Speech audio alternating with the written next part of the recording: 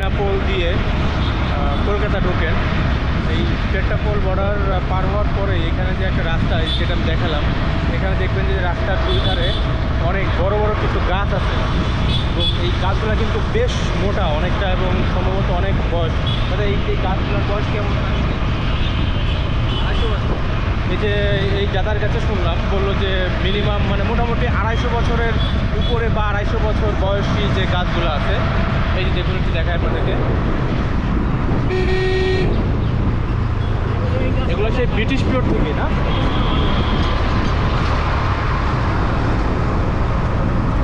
এই যে দেখেন। আর এই গাছগুলা কিন্তু সেই ব্রিটিশ পিরিয়ড থেকে এখানে আছে এখন পর্যন্ত। বলা যায় যে এটার ইতিহাসের সাক্ষী এখনো বহন করতেছে এই গাছগুলা।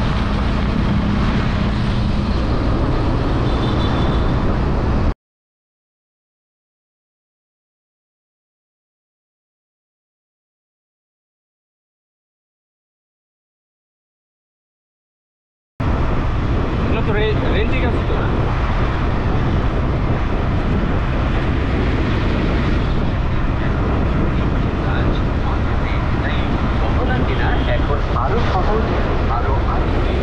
এখানে যে বেশ কিছু গাছ হচ্ছে প্রায় মানে মারা যাচ্ছে বা পোকা ধরছে, পোকা ধরার কারণে গাছগুলা ড্যামেজ হয়ে মানে মারা যাচ্ছে আর কি।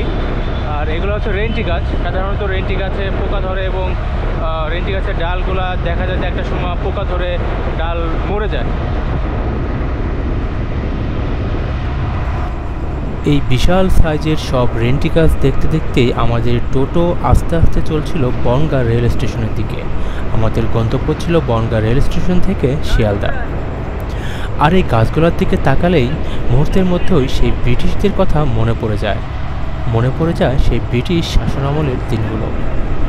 হয়তো কত অত্যাচারের সাক্ষী হয়ে দাঁড়িয়ে আছে এই বিশাল বিশাল সব রেন্টি গাছগুলো। অনেক গাছ মরতে বসেছে, প্রায় পোকায় আঁকড়ে ধরেছে। তো যাই হোক বন্ধুরা, যদি ভিডিওটি ভালো লেগে থাকে অবশ্যই শেয়ার করবেন এবং যদি আপনাদের কোনো কিছু জানার থাকে তাহলে কমেন্টস করবেন আর আমার পেজটি ফলো করবেন। ধন্যবাদ।